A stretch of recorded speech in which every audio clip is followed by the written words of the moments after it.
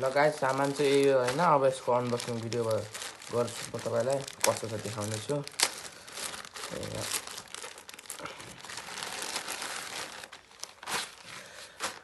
यहाँ यसमा पनि भित्र फोल्डिङ गरेको हुन्छ गाइस सामान चाहिँ।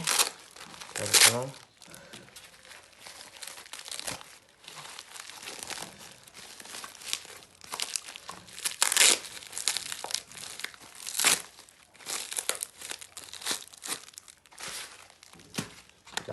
सामान चाहिँ यही हो है गाइस।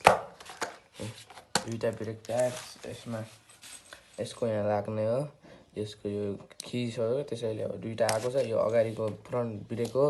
अब पछाडिको ब्रेक चाहिँ माथि साइकलमै छ। अब जोडेको भिडियो पनि देखाउने छौँ। दुईटा ब्रेक प्याड चिम्टी हुन्छ। ल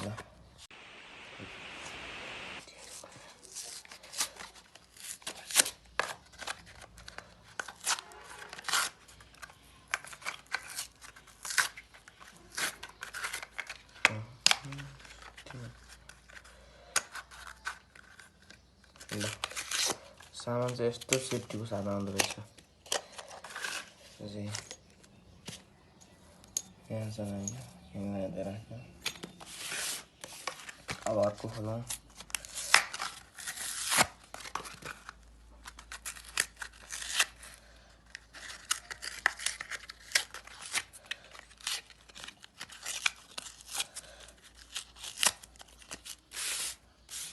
यो के बोल्छ यस्तो रुमले चेत्ता रहेछ। सामान चाहिँ ठिकै छ, केही छैन खराबी। ब्रेक प्याड्स बढिए छन्। चिम्टी पनि ठिकै छ।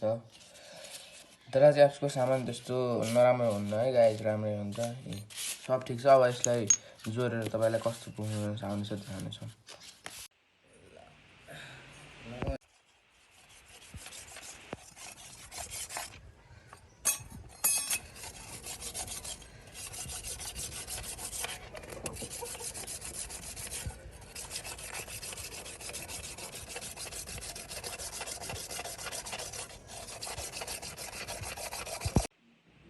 नयाँ छ हैन। अब जोडेको भिडियो चाहिँ भएन।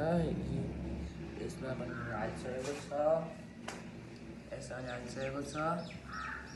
यसमा अब तेल सेल हालेर बनाउनुपर्छ होला।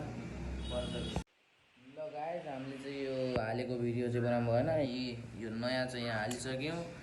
अब फिटिङ गरेर साइकलको यसमा त फिटिङ गर्यो, टायर सायर फिटिङ गर्छ। यो चाहिँ पुरानो होइन, त्यो चिम्टी काम चिम्टी भन्ने हुन्छ। यो पुरानो रहेछ छ। पछाडि पनि हालिसक्यो। पछाडि पनि नयाँ हालिसक्यौँ। अब साइकलको टायर सायर तानेर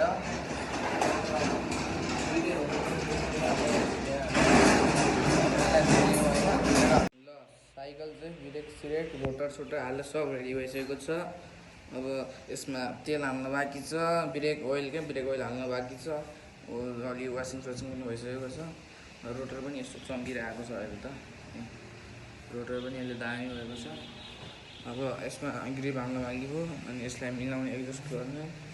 अनि अब साइकल सबै रेडी भइसक्यो। अब ब्रेक ओइल हाल्न मात्रै बाँकी छ हैन। ल टायरहरू पनि वास गर्नु। ल यसमा चाहिँ अब तेल हाल्ने काम भइरहेछ हैन। अहिले पुरै गएर तेल चाहिँ घन्टी लगिरहेको। अब ल तेल चाहिँ हाल्नु। अब बबल हाल्ने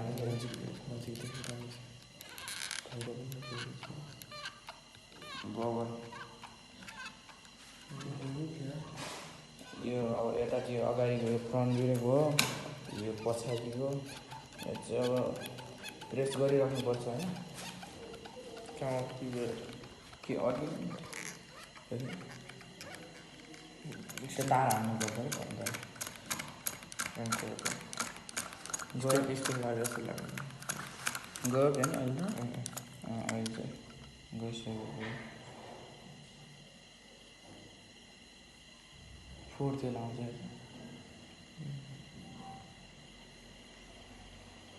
तेल पुग्दैन जस्तो लागिरहेको छ है।